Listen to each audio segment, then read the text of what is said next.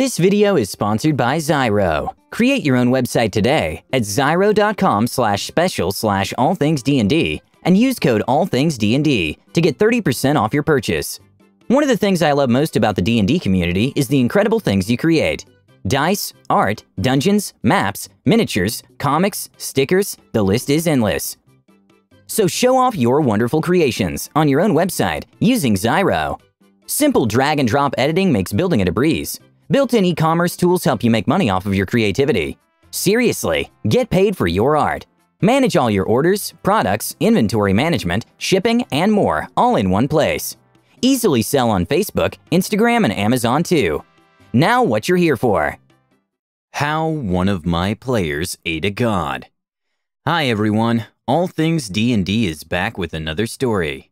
A DM can't plan for it all. And more often than not, when a group does something crazy, it makes the game that much better. Tell us about your games being derailed in the best way after you listen to this one. You heard the title correctly, and let me tell you, it's one hell of a story. I run a 20th level homebrew campaign in a magical steampunkish space setting. The basic rundown of the lore is that this is a new world, and the gods are still fighting over their domains.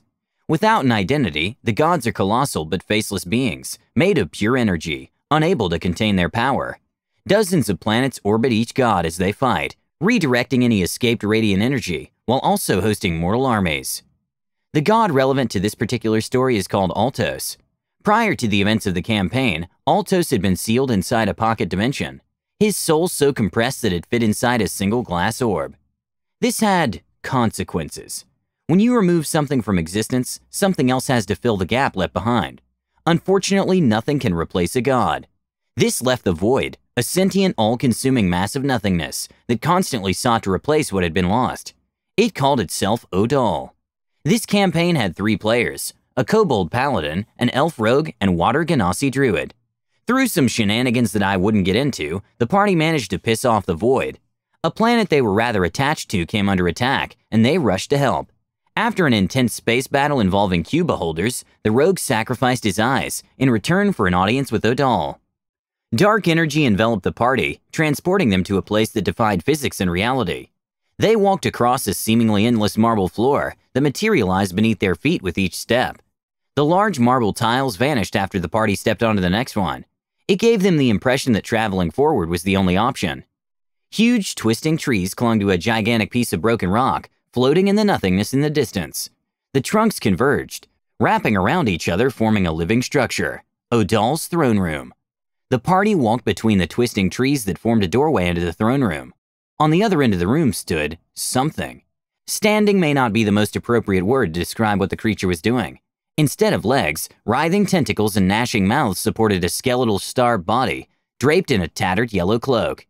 The creature didn't have a head. There was nothing. No light, no color. It wasn't even black, just an endless chasm that could never be filled. The party tried to bargain with Odal, but what could they possibly offer that was worth more than a planet? Eventually, they struck a deal. The party was to find the tomb of the 5th god, find Altos, and bring his soul to the void. At this point, the party didn't know anything about them being 2 parts of the same god. They just thought it was a power grab. The party agreed. The Paladin's player had some experience with legal technicalities, and offered to draft up a contract. The rogue demanded some additional terms be added to the deal, backstory stuff. We don't need to get into it. The contract ended up looking like this.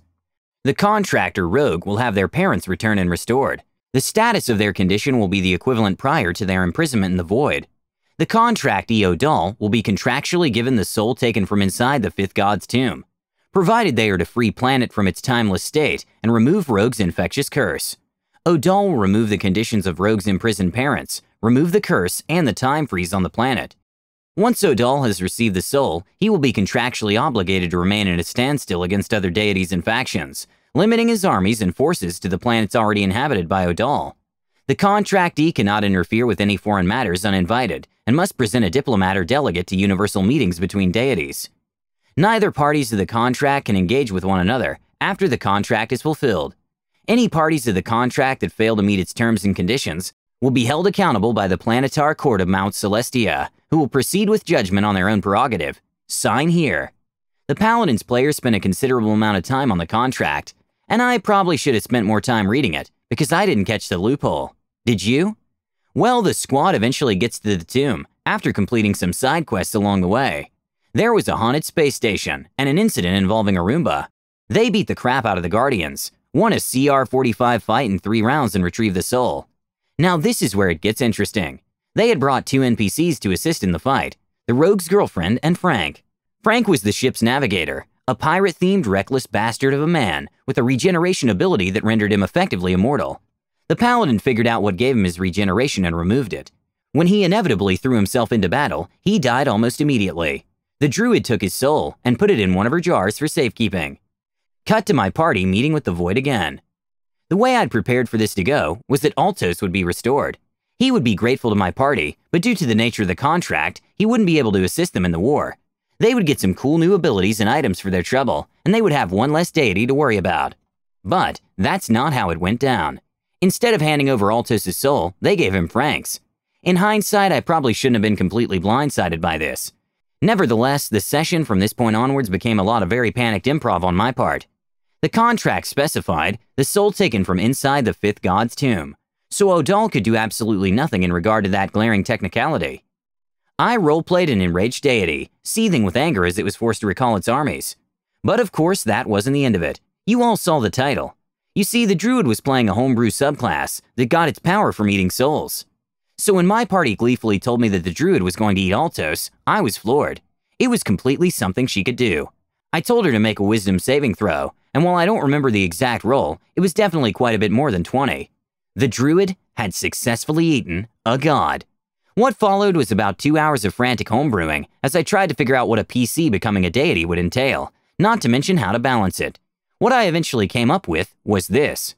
You feel a power surge within you. It's unlike any of the previous souls you've consumed. It feels ancient and infinite. You are but a speck in an ocean. The magic threatens to drown you, its waves crashing endlessly against your consciousness. But you are a water genasi, and bending the dead to your needs is what you've done your whole life. Through sheer force of will, you shove past the divinity and remain in control. For now, the godly presence remains, and if you don't do something soon, you doubt you can hold on to yourself for long.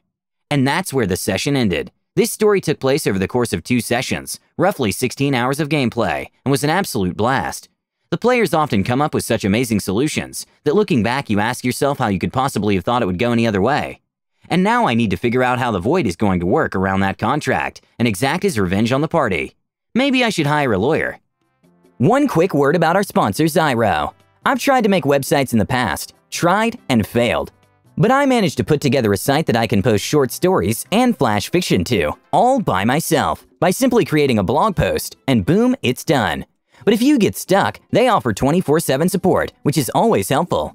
If you aren't an artist or can't think of a slogan, don't worry. The AI-driven logo maker and slogan generator's got you covered. If you've been on the fence about where to make your website, check out Zyro. It's the easiest, most affordable, and most straightforward website designer I've used. Create your own website today at zyro.com/special/allthingsdnd and use code allthingsdnd to get 30% off your purchase.